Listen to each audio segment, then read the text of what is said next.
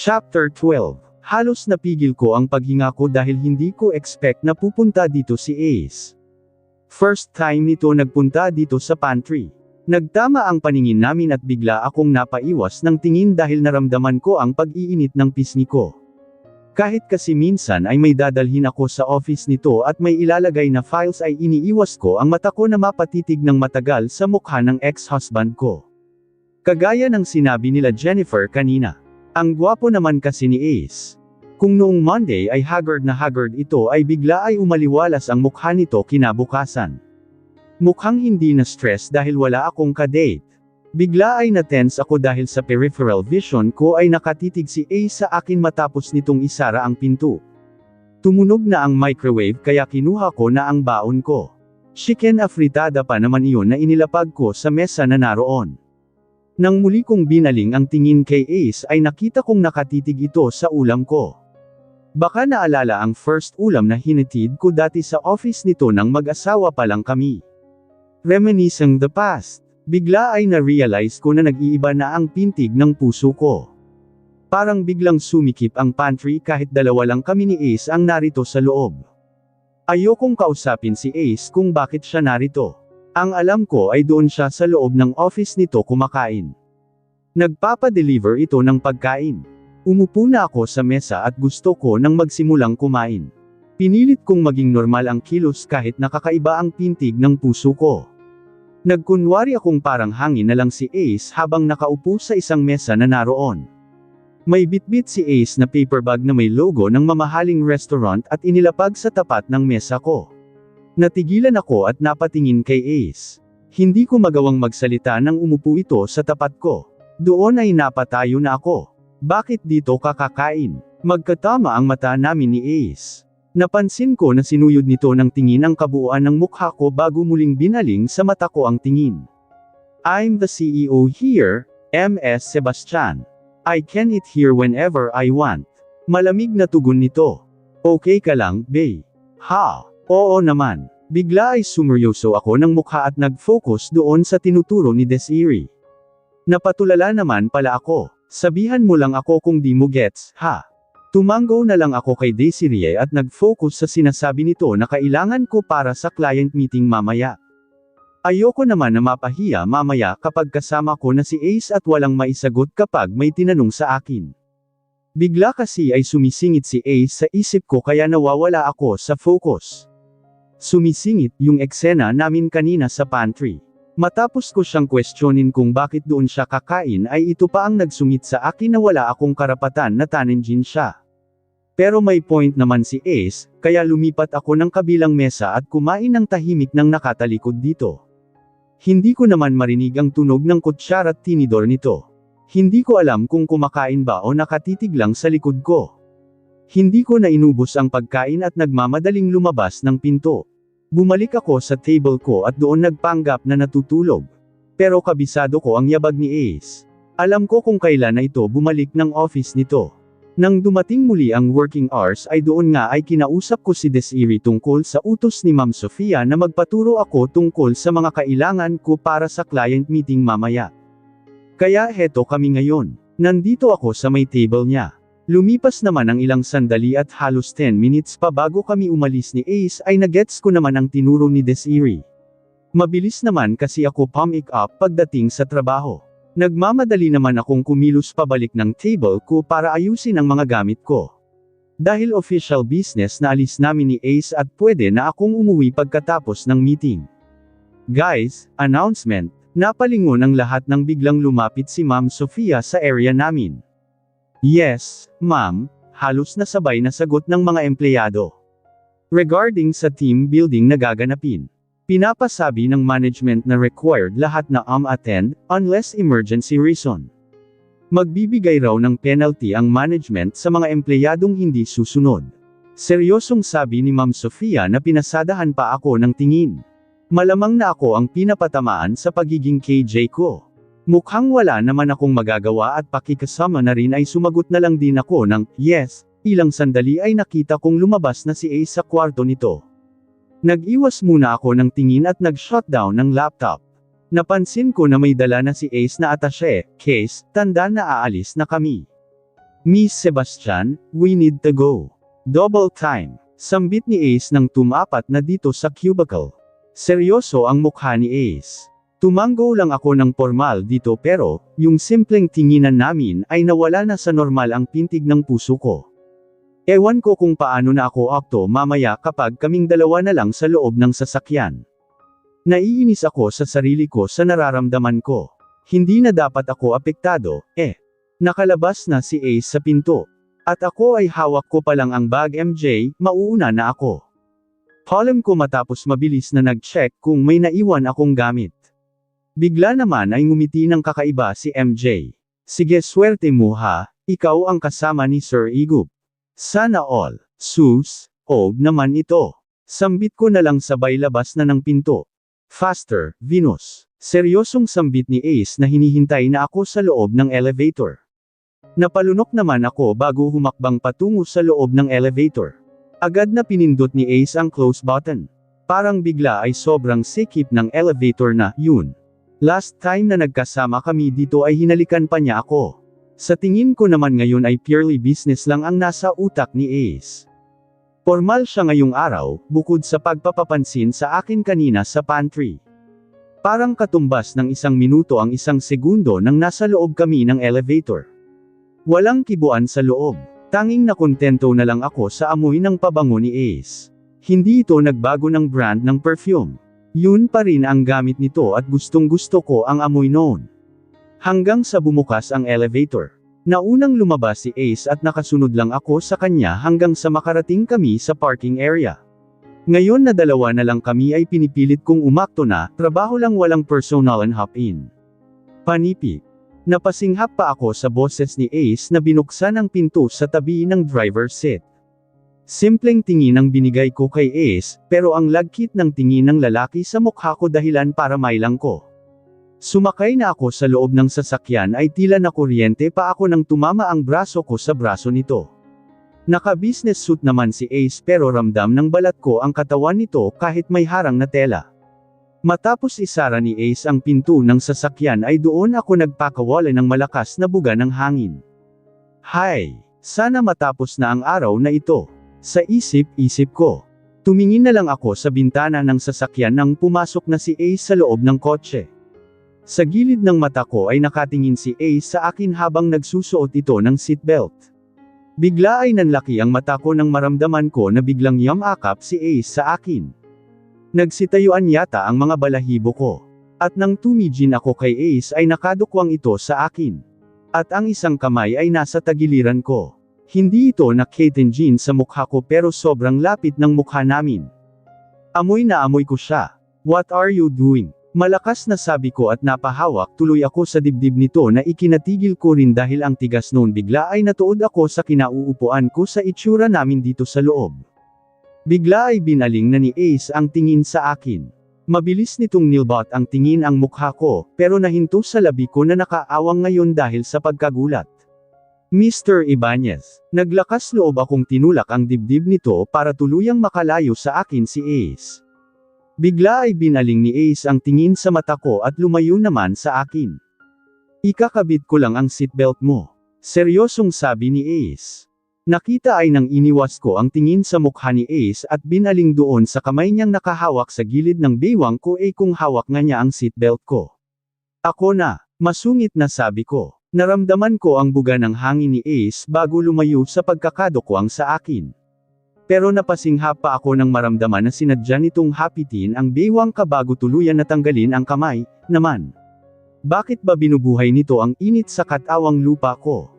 Obviously ay minamanyak ako ni Ace ngayon. Pero bakit ganito na nag-iinit ako? Hindi ko na dapat nararamdaman ito. Nagpanggap akong hindi apektado sa paglalapit ng katawan namin ni Ace. Lumayo na si Ace sa akin at nang tingnan ko ay nagsi-seatbelt ito muli. Mukhang tinanggal niya kanina nang napansin na hindi ko pa pala sinusuot ang sa akin. Ang legs makawala sa sarili ng presence ni Ace. Ilang saglit lang ay pinaandar na ni Ace ang sasakyan. Ako ay sa kabilang gilid lang nakatingin habang bigla ay nagpa-flashback ang mga memories namin ni Ace nang mag-asawa pa lang kami. Sobrang sweet pa naman nito sa akin dati at kulang na lang ay baby ako. Pero bigla ay bumabalik na naman ang sakit sa dibdib ko dahil sobrang saya na sana namin ngayon kasama ang kambal kung hindi lang kami sinira ng Grayson na, yun. Muli ay nauwi sa alaala ni Lola ang pag-isip ko at nabuhay na naman ang pamilyar na galit sa dibdib ko. Hanggang sa nakarating na kami ni Ace doon sa office building ng client namin. Agad naman kami na inis-ikaso ng receptionist na ito pa mismo ang naghatid sa amin sa conference room kung saan gaganapin ang meeting. Halata sa receptionist ang kilig sa ex-husband ko. Mukhang unang tingin pa lang nito kay Ace ay crush na nito ang lalaki. Hindi ko naman kasi sila masisi. Ang lakas pa rin talaga ng appeal ni Ace kahit may edad na. Sa tindig pa lang nito at tingin ay malalaglag talaga ang panty ng kahit sinong babae na makakaharap nito. Kahit naman ako nang in love pa ako kay Ace ay laging tulo ang laway ko kapag kaharap ko ito. Nang pinapasok kami ng receptionist sa loob ng conference ay agad kaming sinalubong ng isang babae na nakasuot ng formal blouse pero napakababa ng neckline at nakikita na ang cleavage. Mestiza ito at kahit naka-formal na damit ay halata ang kaseksihan. Hi, Bri. How are you? Bati ng sexy na babae na agad dumukwang para halikan si Ace sa pisngi. Bigla ay natigilan ako habang may gumuhit na kirot sa puso ko. Ace Brian Ibanez, I am surprised to see Monica at the client's meeting today. She's an old friend's younger sister na patay sa akin dati. Her brother is one of my most trusted college friends na nakasama ko rin sa Ibanez Shipping who became one of the trusted managers. Si Daddy pa ang CEO ng panahon na yun at halos pantay ang posisyon namin sa kumpanya. Kung hindi lang namatay sa sakit ang kuya ni Monica ay malamang na madalas ko pa rin na nakikita ang babaeng ito. I remember, hindi ko pa nakikilala ang unang asawa ko ay ilang beses ko na rin naikama si Monica. Pero hindi ko alam kung may asawa na ito ngayon. She's in her mid-30s at malamang meron na. I immediately turned my gaze to Venus. Kakabilang lang ng ulo nito sa ibang direksyon at mukhang sinadya na iniwas ang tingin sa amin ni Monica. Nakikita ko ang gilid ng mukha nito at wala akong makapang selos sa babae. Seryoso lang ang mukha nito. Venus. I find myself unable to resist clenching my fist sa inis sa reaksyon ni Venus. Agad ko rin pinakalma ang sarili. Ayokong mababasa ni Venus ang emosyon ko kapag bigla itong tumingin sa akin. Hindi ko maiwasan na manibugho dahil alam kong may kinakahumalingan na lalaki ang asawa ko kaya wala man lang itong pakialam sa akin ngayon. Yes, Venus is still my wife. Good thing na hindi na annulled ang kasal namin. Hindi siya pwedeng masaya sa iba habang ako ay nagdurusa pa rin sa ginawa niyang pagtataksil. Habang kasal kami ay pwede ko siyang hawakan sa leeg. Bawal siyang magkagusto sa iba at maging masaya. Bawal siyang mag-asawa, kung hindi ay demanda ko siya. Monica, I didn't know you were working here, I said casually. Ngumiti ng matamis si Monica at hinawakan ako sa dibdib. Napatingin ako sa kamay nitong nasa dibdib ko at agad kong tinanggal iyon ng marahas. Nakita ko naman ang pagkadismaya sa mukha ng babae pero agad din itong inayos ang expression. I'm here for business, I said arrogantly. It's obvious that Monica is flirting with me. Akala nito ay kagaya pa kami ng dati na nagkakasundo sa kama. Mabilis kong hinagod ang katawan nito. She's wearing sexy formal dress at sinasadya siguro na ipakita sa akin ang cleavage nito sa baba ng neckline. Pero kahit maghubad siguro ito sa harap ko ay hindi ako maa-eroyos. Muli kong tiningnan si Venus at wala itong paki na nililibot ang tingin sa loob ng conference.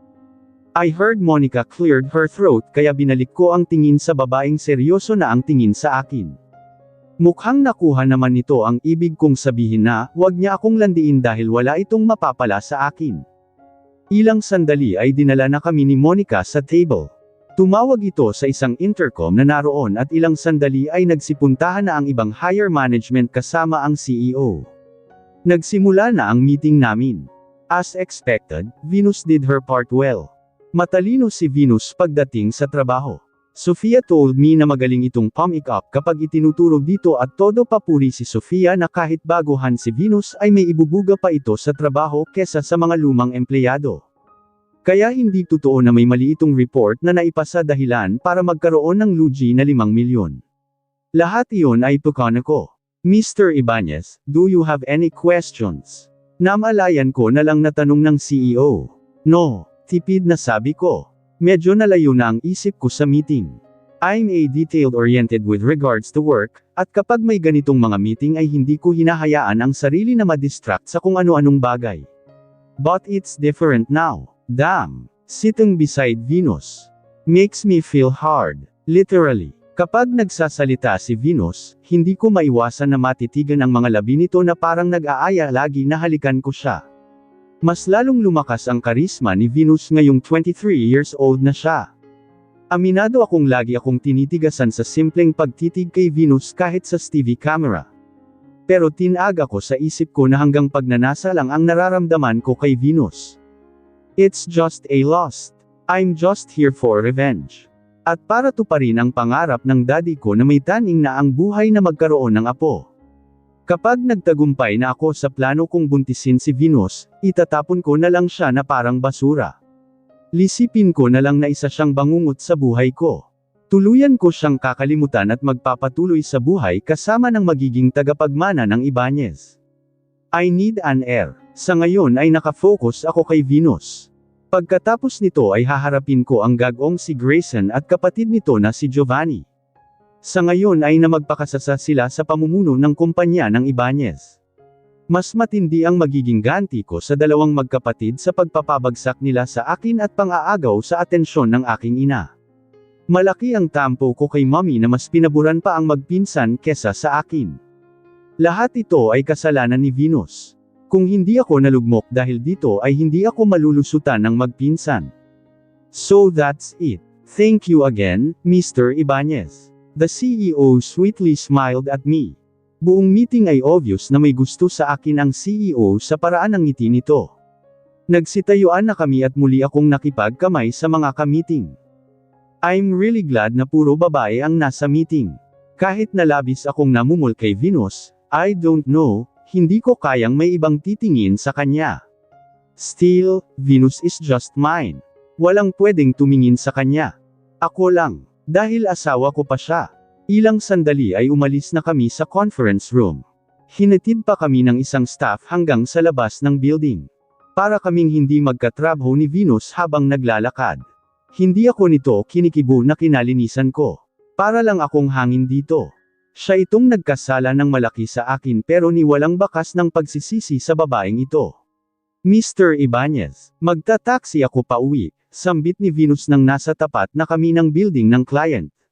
Hinarap ako ni Venus at diretso akong tiningnan sa mata. Hindi ko na naman naiwasan na hagern ang mukha nito at nagtatagal doon sa labi ng babae ang mata ko.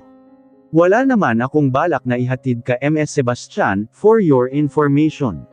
You can go home. I said coldly matapos itong titigan. Dr. Gino Laksamanana, yun na ngayon ay nasa medical mission. Nag-uumpisa na rin akong pamanmanan ang doktor na, yun dahil ayokong makalapit pa ito kay Venus. Hello, boss. Sumagot naman agad ang isa sa tauhan ko. Nalaman niyo na ba kung sino ang babaeng kasama ni Venus sa apartment? Tanong ko. Opo, boss. Masiglang sagot ng tauhan ko. I smirked. Bale nakikishare lang po sa upa kay Ma'am Venus, boss. Amor po ang pangalan ng babae. May anak na kambal, boss. Tuldok-tuldok. Gavin at Georgia daw ang pangalan. Yung amor po mismo ang nagkwento sa kapitbahay nang nagtanong doon sa tindera nang minsan na bumili ang babae sa tindahan kasama ang kambal. Tumanggo-tango ako. Gavin and Georgia, such a cute name. Good job. Tungkol sa pinapagawa kong kubo sa bundok. Make sure na matatapos ngayong linggo dahil malapit na ang team building namin. Copy, boss. I ended the call. Ilang segundo na natapos ang tawag ay hindi ko pa pinapaandar ang makina. Bigla na naman bumabalik sa alaala ko ang mga pangyayari 5 taon na ang nakakaraan kung bakit ganito pa rin kapalt ang nararamdaman ko. I am surprised to see Monica at the client's meeting today. She's an old friend's younger sister na patay sa akin dati. Her brother is one of my most trusted college friends na nakasama ko rin sa Ibanez Shipping who became one of the trusted managers. Si Daddy pa ang CEO ng panahon na yun at halos pantay ang posisyon namin sa kumpanya. Kung hindi lang namatay sa sakit ang kuya ni Monica ay malamang na madalas ko pa rin na nakikita ang babaeng ito. I remember, hindi ko pa nakikilala ang unang asawa ko ay ilang beses ko na rin naikama si Monica. Pero hindi ko alam kung may asawa na ito ngayon. She's in her mid-30s at malamang meron na. I immediately turned my gaze to Venus. Kakabilang lang ng ulo nito sa ibang direksyon at mukhang sinadya na iniwas ang tingin sa amin ni Monica. Nakikita ko ang gilid ng mukha nito at wala akong makapang selos sa babae. Seryoso lang ang mukha nito. Venus. I find myself unable to resist clenching my fist sa inis sa reaksyon ni Venus. Agad ko rin pinakalma ang sarili. Ayokong mababasa ni Venus ang emosyon ko kapag bigla itong tumingin sa akin. Hindi ko maiwasan na manibugho dahil alam kong may kinakahumalingan na lalaki ang asawa ko kaya wala man lang itong pakialam sa akin ngayon. Yes, Venus is still my wife. Good thing na hindi na-annulled ang kasal namin. Hindi siya pwedeng masaya sa iba habang ako ay nagdurusa pa rin sa ginawa niyang pagtataksil. Habang kasal kami ay pwede ko siyang hawakan sa leeg. Bawal siyang magkagusto sa iba at maging masaya. Bawal siyang mag-asawa, kung hindi ay demanda ko siya.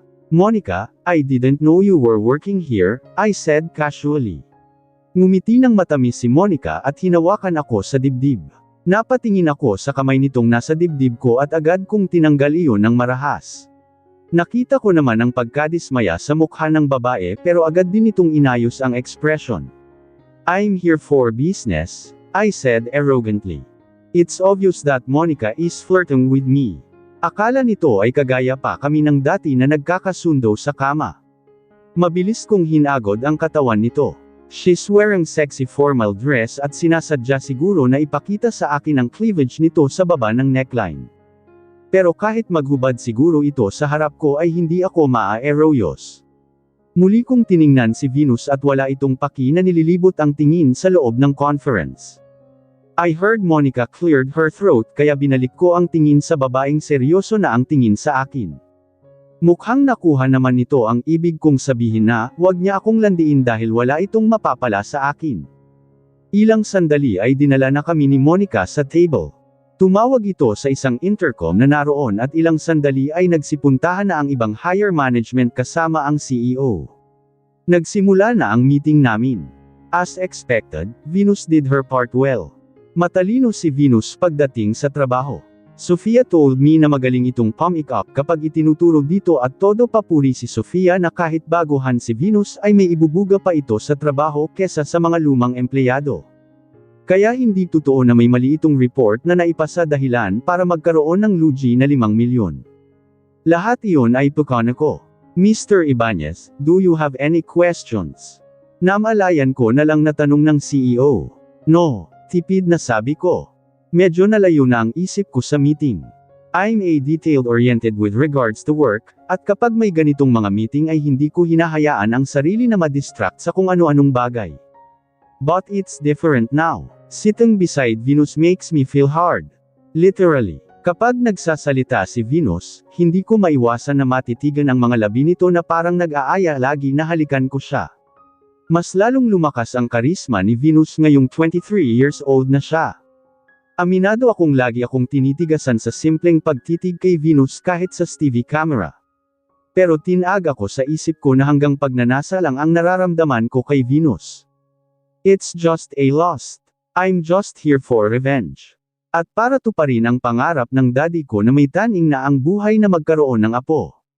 Kapag nagtagumpay na ako sa plano kong buntisin si Venus, itatapon ko na lang siya na parang basura. Lisipin ko na lang na isa siyang bangungot sa buhay ko. Tuluyan ko siyang kakalimutan at magpapatuloy sa buhay kasama ng magiging tagapagmana ng Ibanez. I need an heir. Sa ngayon ay nakafocus ako kay Venus. Pagkatapos nito ay haharapin ko ang gagong si Grayson at kapatid nito na si Giovanni. Sa ngayon ay magpakasasa sila sa pamumuno ng kumpanya ng Ibanez. Mas matindi ang magiging ganti ko sa dalawang magkapatid sa pagpapabagsak nila sa akin at pang-aagaw sa atensyon ng aking ina. Malaki ang tampo ko kay mommy na mas pinaburan pa ang magpinsan kesa sa akin. Lahat ito ay kasalanan ni Venus. Kung hindi ako nalugmok dahil dito ay hindi ako malulusutan ng magpinsan. So that's it. Thank you again, Mr. Ibanez. The CEO sweetly smiled at me. Buong meeting ay obvious na may gusto sa akin ang CEO sa paraan ng ngiti nito.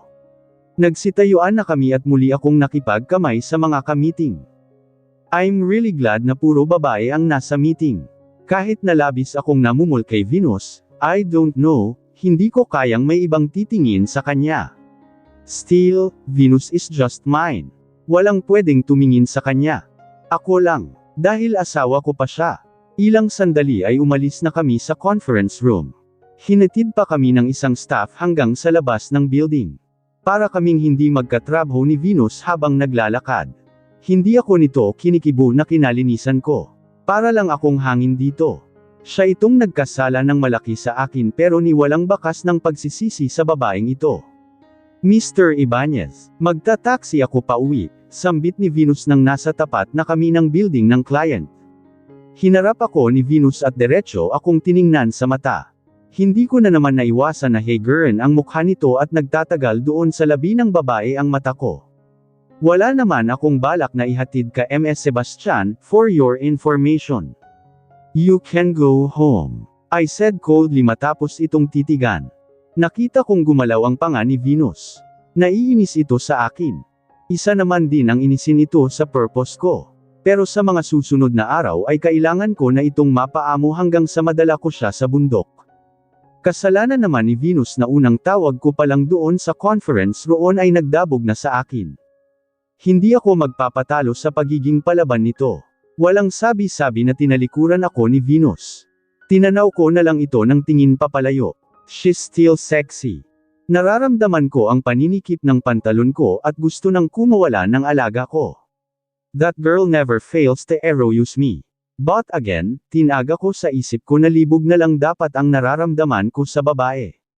No more no less. I'm here for revenge. Just revenge. Hindi ako pwedeng bumigay sa isang Venus Sebastian. Ayoko nang ibigin pa siya. Tinitiyak ko na kapag mahal kong naangkin ang babae ay hindi mabubuhay ang pagmamahal ko dito. Hindi pa tuluyan na nakakalayo si Venus sa paningin ko nang lumingon ako sa tapat ng building at doon natanong ko ang isang lalaki na nakatayo. Kinuha ko ang cellphone ko at tumawag. Isang ring pa lang ay may sumagot na agad sa kabilang linya.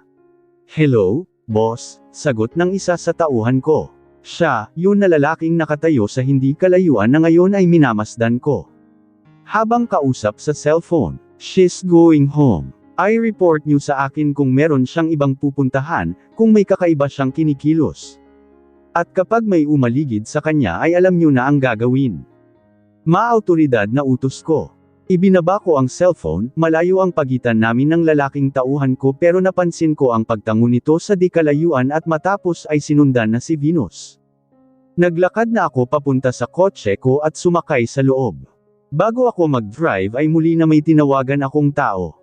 Isang tauhan naman na inutusan kong magmanman sa apartment ni Venus. Nang isang araw kasi na matapos umuwi ni Venus sa apartment ay may namataan ng tauhan ko na kasamang babae raw si Venus. I just want to know kung sino, yun. Gusto kong malaman kung sino ang mga taong nakakasama ni Venus sa paligid nito. Mahirap na at baka kamag-anak pa, yun ng Dr. Gino Laksamanana, yun na ngayon ay nasa medical mission. Nag-uumpisa na rin akong pamanmanan ang doktor na, yun dahil ayokong makalapit pa ito kay Venus. Hello, boss. Sumagot naman agad ang isa sa tauhan ko. Nalaman niyo na ba kung sino ang babaeng kasama ni Venus sa apartment? Tanong ko. Opo, boss. Masiglang sagot ng tauhan ko. I smirked. Bale nakikishare lang po sa upa kay Ma'am Venus, boss. Amor po ang pangalan ng babae. May anak na kambal, boss. Gavin at Georgia daw ang pangalan. Yung amor po mismo ang nagkwento sa kapitbahay nang nagtanong doon sa tindera nang minsan na bumili ang babae sa tindahan kasama ang kambal. Tumanggo-tango ako. Gavin and Georgia, such a cute name. Good job. Tungkol sa pinapagawa kong kubo sa bundok. Make sure na matatapos ngayong linggo dahil malapit na ang team building namin. Copy, boss. I ended the call. Ilang segundo na natapos ang tawag ay hindi ko pa pinapaandar ang makina. Bigla na naman bumabalik sa alaala ko ang mga pangyayari 5 taon na ang nakakaraan kung bakit ganito pa rin kap-out ang nararamdaman ko. Good afternoon, Sir Ace. Masiglang bati sa akin ng kasambahay na hindi ko man lang nginitian pabalik. Kara-rating ko lang ng mansion galing sa kaninang meeting namin sa kliyente. Where's Dad? Tanong ko na nililibot muna ang tingin sa sala at hindi nakita ang ama na madalas naroon kapag ganitong oras. Sir, nasa kwarto niya po, nagpapahinga. Masama raw po ang pakiramdam. Call Mr. Costales right away. Utos ko at matapos ay mabilis na nagpunta sa kwarto ni Daddy. Kapag masama ang pakiramdam ni Daddy ay lagi akong kinakabahan. May malubhang sakit si Daddy at ayon sa doktor ay 2 hanggang 3 years na lang ang pwede nitong itagal. Dad, sumama raw po ang pakiramdam nyo. Tanong ko matapos umupo sa gilid ng kama nang makapasok na ako ng kwarto ng matanda. Nakapikit si Dad. I'm not sure if he's sleeping. Pinatawag ko na po si Doc para ma-check up kayo. Pagkasabi ko ay hinawakan ko ang ama ko sa noo. Wala naman itong lagnat. Bigla ay damilat si Daddy ng dahan-dahan at tumingin sa akin. I'm okay son, alam mo naman na madalas nang sumama ang pakiramdam ko. Hindi ka na dapat nag-abala. How's your work? Pinilit ni Daddy na bumangon at inilalayan ko siya hanggang sa may sandal nito ang likod sa headboard.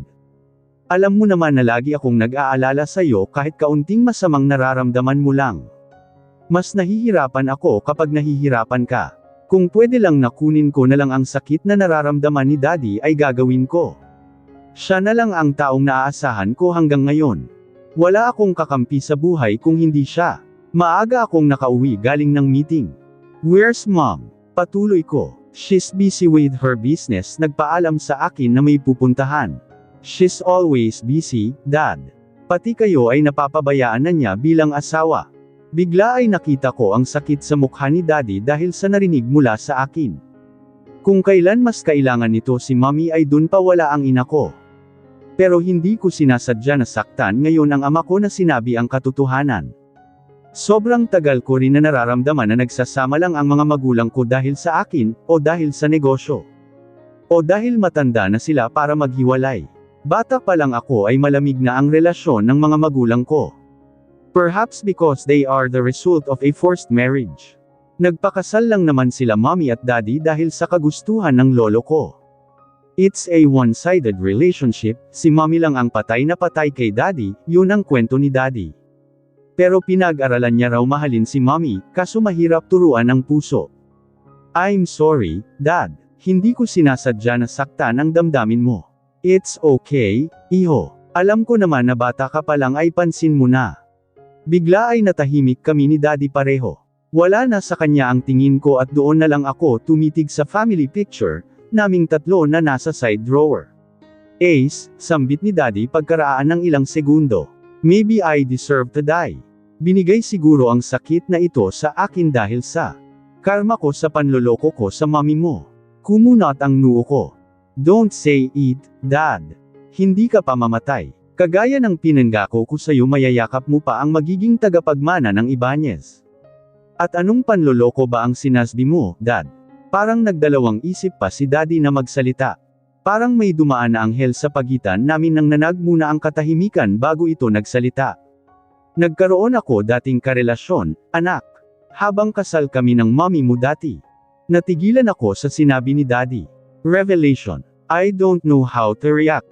Buong buhay ko ay hinahangaan ko si Daddy sa pagiging matino nitong ama, sa pagiging hardworking, pero may tinatago pala. Kahit salat ako sa pagmamahal ni Mommy ay pinunan naman iyon ni Daddy kaya hindi rin naging pantay ang pagmamahal ko sa magulang.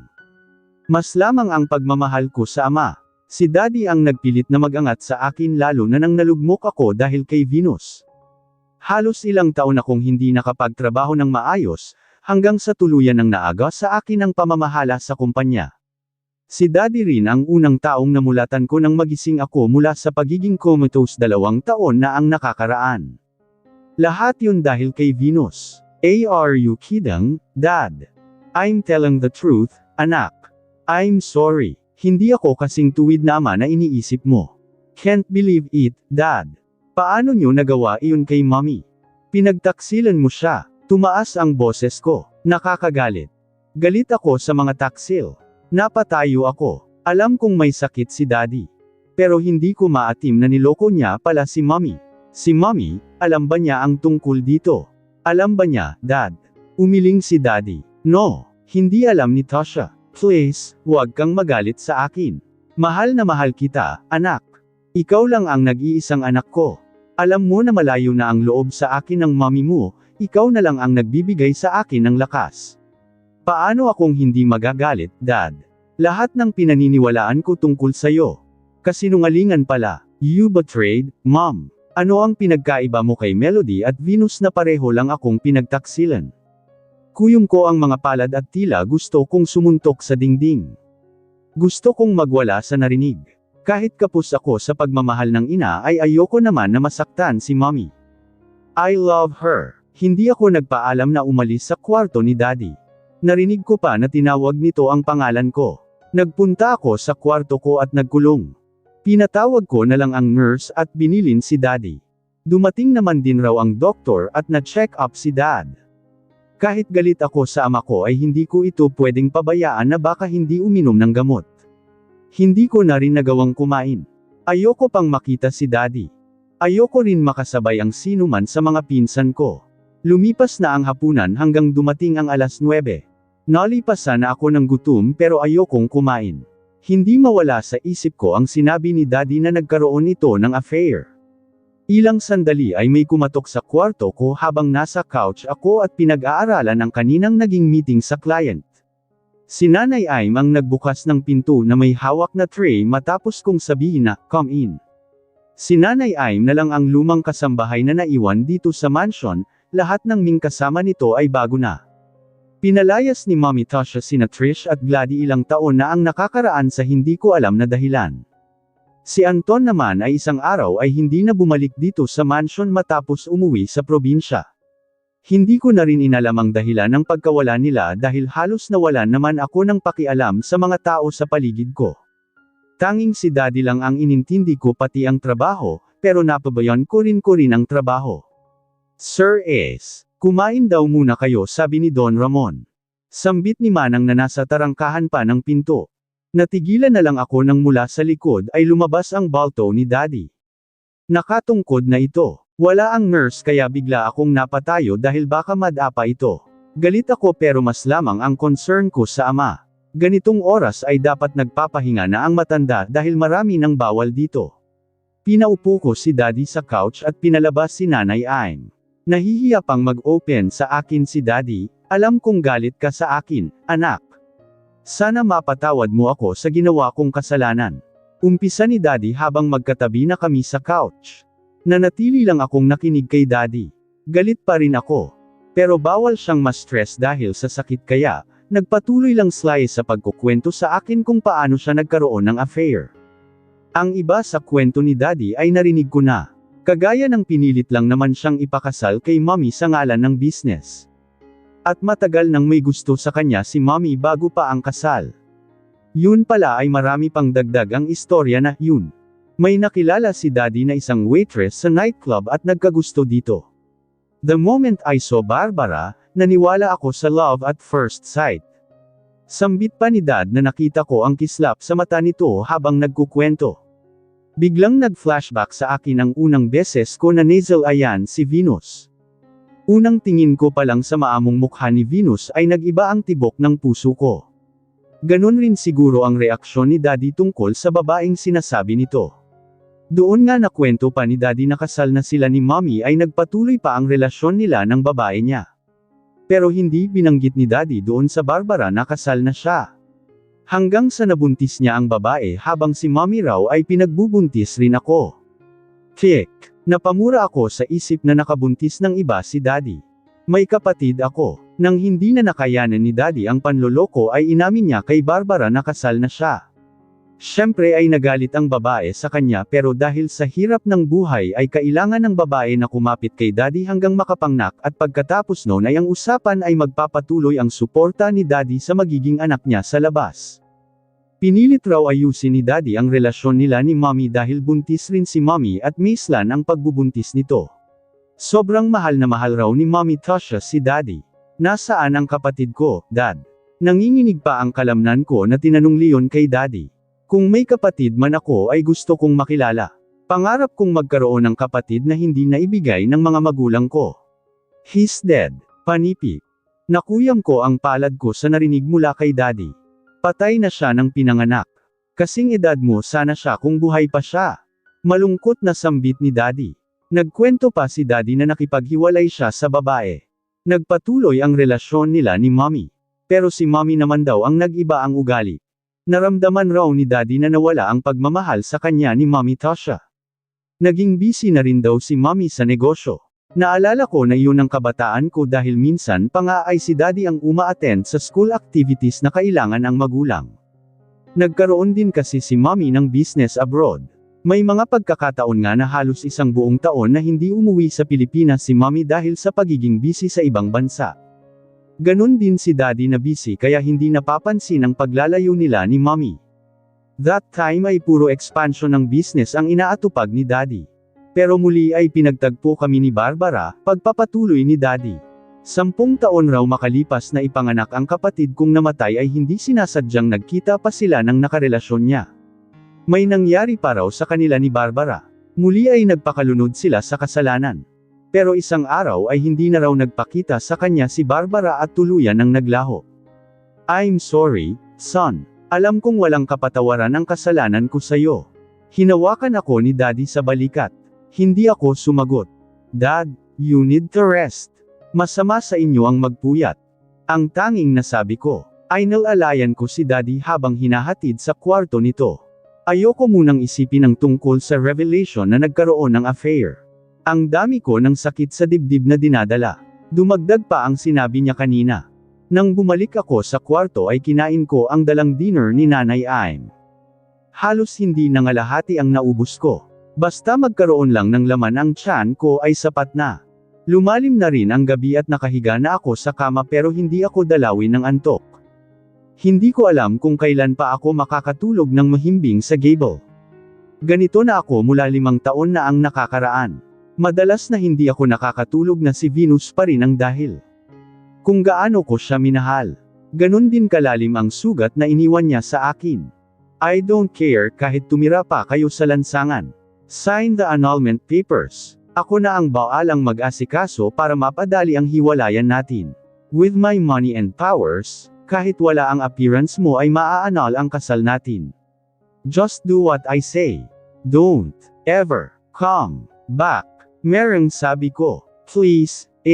Sobrang hina ng pagkakasabi ni Venus habang luhaan ang mata pero nakuha ko pa ring mapakinggan. Nagsisisi akong pumayag na pakasalan ka. Napabangon ako dahil malinaw pa ang eksena na yun sa isip ko. Kabisado ko pa pati kung ang posisyon namin. Pati ang suot namin.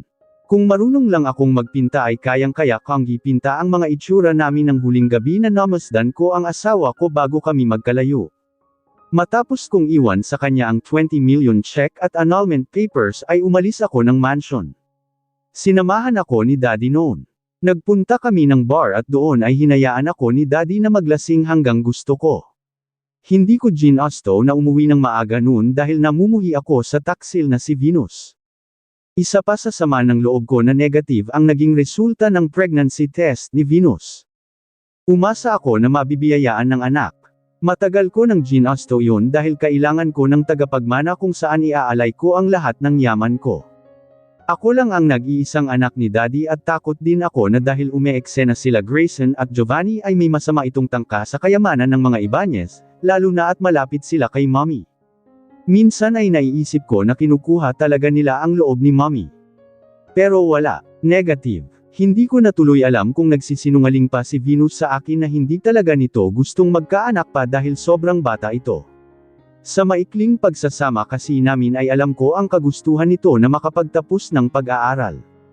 Pero ako, sinasadya kong buntisin siya at ang plano ko naman ay pagtatapusin siya ng pag-aaral. Naisip ko na baka gumamit din ng pill si Venus para hindi magkaanak. Bagay na ginawa ng una kong asawa na si Melody. Sinadya nitong lokohin ako na gumagamit pala ng pills. Nang makauwi ako ng gabing iyon sa mansion ay ang nadatnan ko na lang sa kwarto namin ay ang check na hindi kinuha ni Venus. Hinubad din nito ang wedding ring namin. Pirmado rin ang annulment papers na pinapirma ko sa kanya. Nang makita ko ang mga bagay na iyon ay muli akong nagwala kahit sobrang lasing ako. Wala nang masyadong gamit sa loob ng kwarto pero kung ano ang mahawakan ko ay pinagtatapon ko. Kagaya ng nakita ni Venus matapos ko silang mahuli ni Grayson ay pinagsusuntok ko pa ang dingding hanggang sa magdugo ang kamao ko. Nang gabing naghiwalay kami ni Venus ay nilanggo ko pa ang sarili ko sa alak. Gusto ko na lang na huwag magising kinabukasan para hindi ko na maramdaman ang sakit. Lumipas ang ilang araw na nagkulong ako sa kwarto. Sa sobrang sakit ng dinanas ko ay nag-isip pa ako ng masama sa sarili ko. Good thing my dad is always looking after me. Hindi niya ako hinayaan na ipahamak ang sarili ko. Kasama sa pag-alis ni Venus ang katinuan ko. Para akong mababaliw kakaisip kung saan ako nagkulang. Dahil lang ba sa agwat namin sa edad? Binigay ko ang lahat pero kulang pa rin. Naghanap pa rin siya ng mas bata sa akin. Halos 2 linggo na hindi ako pumasok at pinabayaan ang kumpanya. Sinalo ako ni Daddy sa trabaho. Pati ang problema doon sa pagkasunog ng kumpanya ay sina Mommy ang umasikaso. Nang araw na nahuli ko si Venus ay sobrang abala ako sa kumpanya dahil nagkaroon ng anomalya ang isang transaction.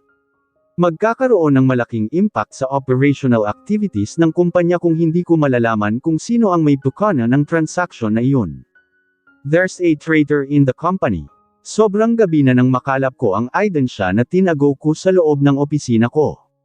Dahil sa kagustuhan kong makauwi sa piling ni Venus ay pinilit kong makauwi at doon ko nga siya nadatnan sa sala. Kung hindi lang dahil sa nabalitaan kong sunog ay hindi ko pa siguro mahuhuli na may lihim palang nangyayari kay Venus at Grayson. 2 linggo na rin ang nakalipas matapos ang honeymoon namin ni Venus. Baka hindi lang ang pagkahuli ko sa kanila may nangyari sa kanila. Kahit anong paliwanag ni Venus ay hindi ko maatim na pakinggan. Suklam na suklam ako sa ginawa niya sa akin na kagaya ng ginawa ng una kong asawa. Hindi ko natuloy na asikaso kung sino ang may sala ng pagkasunog at nawala ang mga ebidensya ng kung sino ang traidor sa kumpanya. Naghihinala ako kay Grayson. Pero nag-ingat rin ako na paratangan siya dahil baka makialam si Mommy kaya umaasa ako sa ebidensyang nasunog. Pero wala, dahil sa pagkalugmok ko sa ginawa ni Venus ay napabayan ko na. Kahit pa hindi kinuha ni Venus ang 20 million na check ay hindi nito mababago ang pagtingin ko sa kanya. Marahil ay dahil akala nito na babalikan ko siya kapag hindi inisip na mukha siyang pera. Hell no, kinamumuhian ko siya sa pagiging cheater niya. Nang makabalik na ako sa trabaho ay naging may initin ang ulo ko. Dahil sa pagiging lugmok ay hindi naging maganda ang performance ko sa trabaho. Business partners became dissatisfied. May lumipat sa kalaban sa negosyo. Sales declines. Sinisi ako ni Mommy sa unti-unting pagbagsak ng kumpanya. Pumapasok sa eksena si Grayson at nagpapalapad lalo ng papel, but I can't admit the fact na ilang beses niyang sinalba ang kumpanya sa kahihiyan. Kahit paano ay na-retain niya ang sales na tuluyan ng bumaba dahil sa pamamahala ko. Daddy promoted him to higher management. Si Daddy lang ang tanging kumakampi sa akin kapag nasisermona na ako ni Mommy. Si Mommy na laging banibida ang mga pinsan ko dahil sa galing raw sa trabaho. Lalo na si Giovanni na naging maganda ang pagpapatakbo sa isa naming kumpanya. Sila lagi ang bida at ako ang naging talunan sa paningin ni Mommy. Mas lalo akong umamo ng pagmamahal sa sarili kong ina. Pero hindi ako makalaban dahil hanggang sa 2 taon ang lumipas ay wasak pa rin ako. Hindi ko na nagawang gamutin ang sugat na iniwan sa akin ni Venus. Sugat na sobrang lalim. I became alcoholic.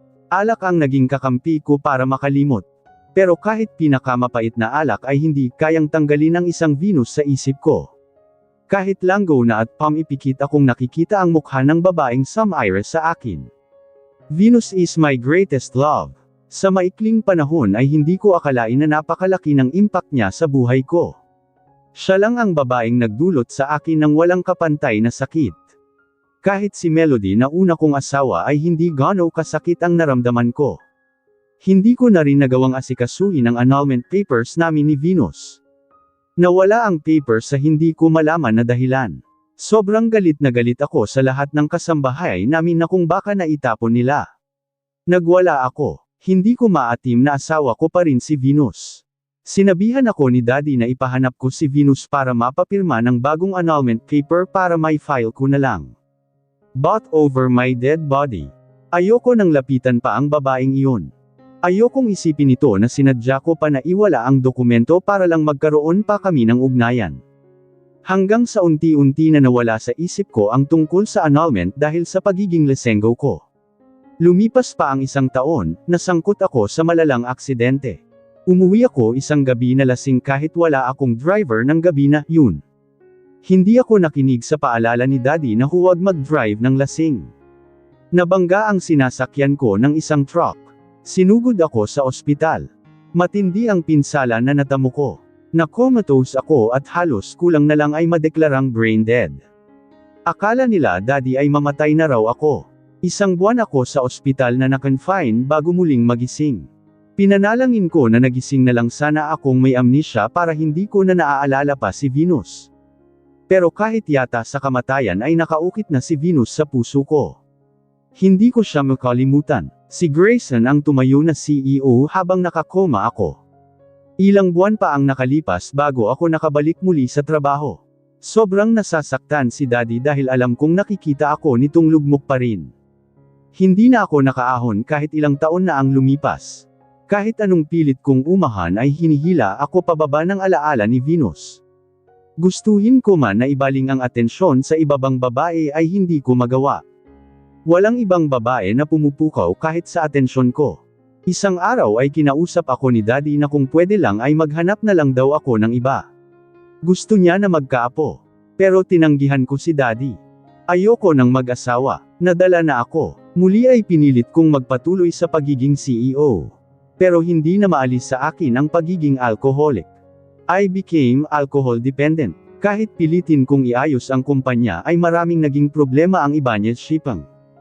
Isang pangyayari ang muntik nang magpabagsak sa kumpanya na inayos ni Grayson kaya nakasurvive ang kumpanyang tinaguyod ni Daddy.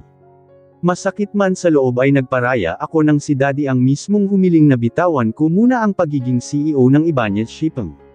Ayusin ko muna raw ang sarili ko. Sel Grayson ang pumalit. Nagtagumpay ito sa pangarap na mamuno sa kumpanya na dapat ako ang nagpapalago. I promised myself na babawiin ko ang kumpanya na iyon. Para lang sa akin ang CEO office. Para sa magiging anak ko na magmamana ng lahat ng kayaman ng Ibanez. I undergone rehabilitation. Almost a year ang inabot bago ko masabi na gumaling na ako. Pero sinusubok ng Diyos ang tatag ko dahil matapos ang rehabilitation ay doon ko naman nalaman na may malubhang sakit si Daddy at may taning na ang buhay. Taon ang binilang mula nang huli akong tumapak sa simbahan. But one day I found myself kneeling in front of the altar. Pinagdasal ko lang na pahabain ng Diyos ang buhay ni Daddy. Sa huli sa Diyos pa rin ako kumapit. Lumabas ako ng simbahan na, yun na iniisip ang mapasaya ang ama ko. At iyon ang pagkakaroon ng apo. May nabuong plano sa isip ko. Gusto ko na si Venus pa rin ang magiging ina ng anak ko. Pero kukunin ko sa kanya ang bata. 2 birds in 1 stone. Nakaganti na ako, malbibigay ko pa ang pangarap na apo ni Daddy. Alam kong mali. Katatapos ko lang magsimba ay kasamaan na ang inisip ko. Masama na kung masama. Pero paano kung ang makapaghiganti lang kay Venus ang magpapalaya sa akin sa lahat ng sakit na dinanas ko sa babaeng iyon? Handa akong magkasala makawala lang sa pait ng kahapon. Bigla ay na-excite ako sa isipin na magkakaroon ako ng anak. Naisip ko na matapos kong mabuntis si Venus ay palalabasin kong patay ang anak namin. Itatago ko muna sa ibang bansa kasama si Daddy. Pagkatapos noon ay gagawa na ako ng paraan para mabawi ang kumpanya. Palalayasin ko ang magkapatid na Grayson at Giovanni sa bahay. Bahala nang magalit sa akin si Mommy sa gagawin ko sa magkapatid. Kung mahal niya ako bilang anak ay mapapatawad niya ako. Sinigurado ko na ako naman ang magiging panalo. Naghanap ako ng mga taong maghahanap kay Venus. Pinapunta ko doon sa dati nilang bahay. Ayokong malaman kung anong buhay ang meron si Venus. Ayoko itong paimbestigahan at hindi ako interesado kung ano ang mga ganap nito sa buhay sa loob ng 5 taon. Gusto ko lang malaman kung may asawa na si Venus o single pa. Good thing hindi pa kami annulled ni Venus. Pwede ko siyang kasuhan. Binalita sa akin ng mga tauhan ko na nahanap naman nila si Venus at bagong pasok sa isa sa malaking company sa Makati. Nangungupaan ito sa isang apartment. She's still single. Agad akong gumawa ng aksyon. Bumili ako ng shares ng kumpanya kung saan nagtatrabaho si Venus.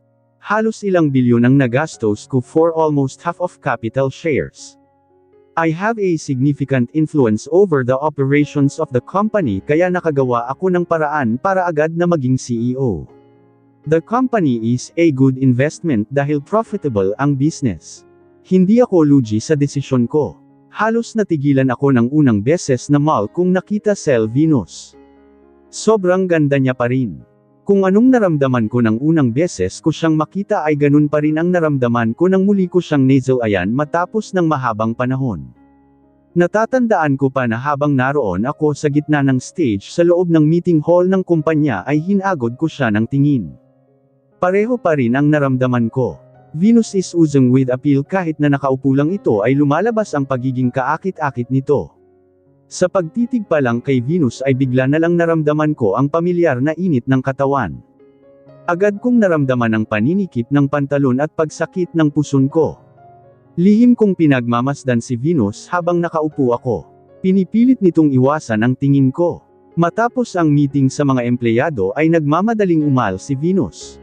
Napansin ko pa ang malalagkit na tinginan ng lalaking empleyado lalo na sa legs ni Venus. Nakaramdam ako ng galit sa mga empleyadong naroon. Nagpa-meeting ako sa mga managers at gusto kong magpatupad ng mga bagong policies. Isa sa top priority na sinabi ko ay ang pagpapagawa ng CR dahil wala raw CR sa loob ng CEO office.